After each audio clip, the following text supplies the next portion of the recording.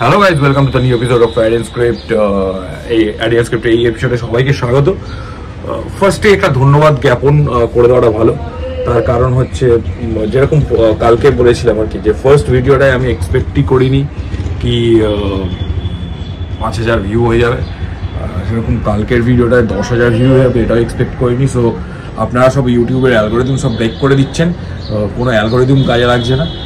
এই যে আমরা বছরখানেক ভিডিও দিইনি সেটা কোনো ম্যাটারই করছে না। আপনাদের অজস্র ধন্যবাদ, আর কিছু বলার নেই।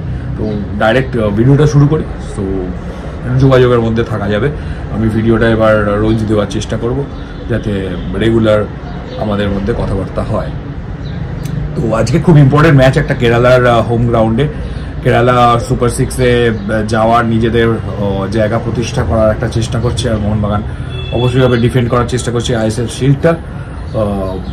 দুজনেই বলবো একটা জিনিস বলবো, মরশুমের শুরুতে দুজনেই কিন্তু অনেক স্বপ্ন নিয়ে দল গঠন করেছিল, মোহনবাগান এবং কেরালা, এবং তাদের প্রচণ্ড অনেক বেশি বাজেট। দুজনেই বেশ কি বলবো, বিদেশিদের quality is very good. Kerala নিয়ে একটু কথা বলি।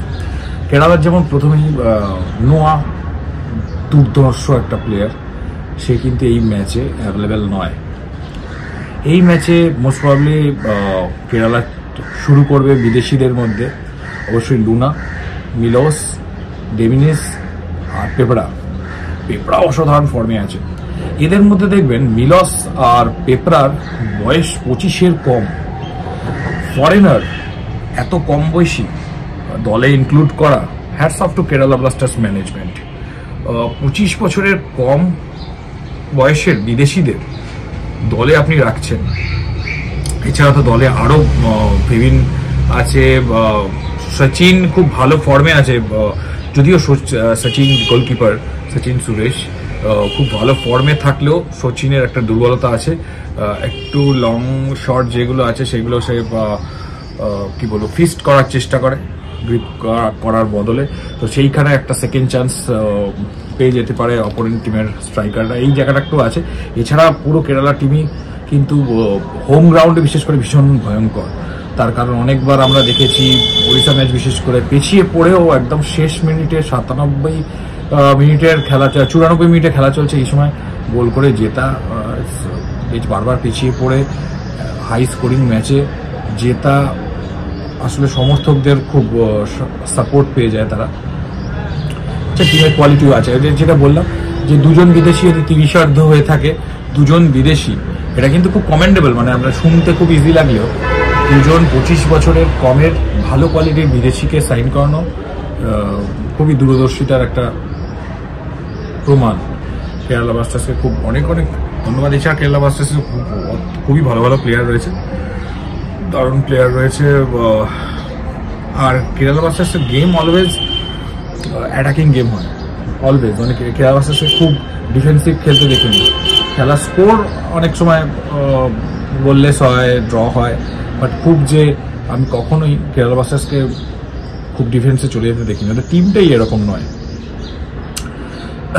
তো মোহনবাগানে ফিরি। মোহনবাগানে যেহেতু এই ম্যাচে গ্রেগ স্টুয়ার্ট অ্যাভেলেবেল নয়, আমার মতে মোহনবাগানের বিদেশিদের মধ্যে শুরু করা উচিত জেসন কামিংসের, জেমি ম্যাকলারেনের সঙ্গে। আর অবশ্যইভাবে সেন্টার ব্যাক দুজন বিদেশি থাকবেন, রড্রিগেজ এবং অলরেড দুজন থাকবেন। বাকি টিম তো মানে মোটামুটি সেট। আশিস রায় অ্যাভেলেবেল না, অনিরুদ্ধ থাপা মেবি পরের ম্যাচ থেকে অল্প গেম টাইম পেতে শুরু করবেন। সাহাল নট ফিট, তাতেও মোহনবাগানের যথেষ্ট শক্তি রয়েছে স্বদেশিদের মধ্যে। আপ্রিয়া টাংরি মেবি স্টার্ট করবে। শুভাশিস তো অসম্ভব ফর্মে রয়েছে, নিজে গোল করছেন। এই একটা দুটো টিমের মধ্যেই সিমিলারিটি রয়েছে। সেন্টার ব্যাকরা গিয়ে গোল করে আছে, মিলস গোল করে আসছে কেরালা। তো মোহনবাগানেরও সব সেন্টার ব্যাক গোল পেয়ে গেছে আশিস রায় ছাড়া। আশিস রায়ও অ্যাভেলেবেল না আজকে, তো বাকিরা সবাই গোল পেয়েছে মোটামুটি, মানে ইনক্লুডিং দীপেন্দু। সো এবং মোহনবাগানের ডিফেন্সের যে শেষ প্রহরী বিশাল কায়েত, তাকে তো কিছু বলার নেই। ভেরি সুন তিনি ন্যাশনাল টিমের প্রথম চয়েস হবেন গোলকিপার হিসেবে। বিশাল কাইট ভেরি সুন।